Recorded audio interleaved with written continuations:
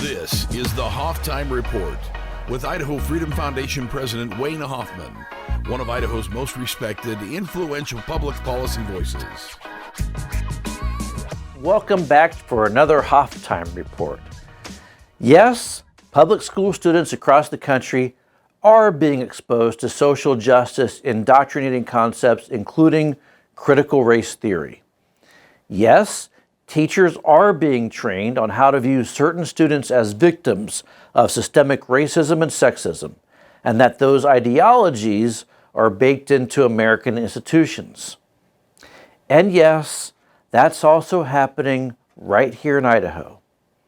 That's why members of the Idaho House of Representatives, thankfully, voted down a portion of the public schools budget earlier this week. The progressives and their propagandist allies in the media would have you believe that the vote was against teachers. No. That's a mantra we're hearing over and over again, but it just isn't true. In fact, voting down the public schools budget is not unprecedented. In 2013, the state Senate rejected the public schools budget in an 18-17 vote. In fact, the Senate voted down the same budget for teachers, the same budget that was rejected this time around. The only difference between the vote in 2021 and the vote 8 years ago is that back then, you didn't hear the media and liberals marketing it to the public as an anti-teacher vote.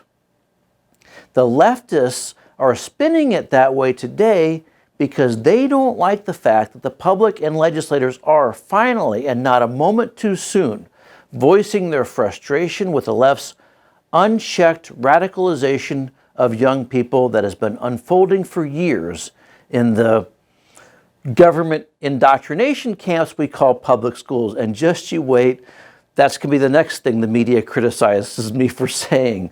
But I've seen legislators come and go over the last 2.5 decades, and most of them have said nothing as children were fed a constant diet of lies about America.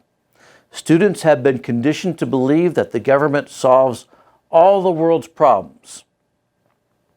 They've read in their textbooks that the U.S. Constitution is a living document that can be altered without changing a word, simply by popular consensus. Students have been programmed to believe that Franklin Roosevelt was the greatest president ever because he saved us from the Great Depression. New textbooks now say that about Obama. That's another story. Our schools have downplayed the importance of freedom and a free society. Students hear next to nothing about the role capitalism and private property have played in American prosperity. But they've read and heard plenty of positive portrayals of socialism, Marxism, and communism. Over time, because of a lack of opposition to the left's narrative, the education system felt liberated to start teaching and telling school children to crusade against fossil fuels and global warming. So it wasn't much of a stretch when a couple of years ago, students were also told to go ahead and take the day off and protest the Second Amendment. Nobody will hold it against you. We won't even count you absent. And yes, that was the order of the day, even in Idaho. All the systemic lethargy, the failure of leadership by governors, lawmakers, the State Board of Education, superintendents of public instruction, that's gotten us to this point. The budget lawmakers voted down the State House of Representatives had one problem. It contained no prohibition on teachers being trained in critical race theory. It provided no protection for teachers who are tired of being encouraged by academia and activists to judge students based on race and gender and to teach concepts that fly in the face of our values. Perhaps they've just gone a bridge too far.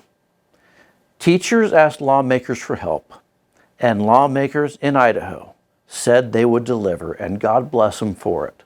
The state legislature's effort to rewrite state education budgets so that they block social justice indoctrination from Idaho's classrooms, coupled with Lieutenant Governor Janice McGeachin's new task force dedicated to identifying and rooting out additional examples of leftist ideology perpetuating itself in our education system can only help. One vote on one bill won't save Idaho, and it won't save America, but it's a damn fine start. It should have come years ago. But what Idaho House lawmakers did in rejecting the public schools budget and also the college and universities budget before it is the kind of leadership that our country has been looking for and very, very desperately needs. Thanks again for watching. Be sure to hit the like button and subscribe and share this video with your friends so we can spread this message. Thanks again. You've been listening to the Hoff Time Report with Wayne Hoffman. Be sure to visit idahofreedom.org for Wayne's articles, IFF research, and show notes from today's episode.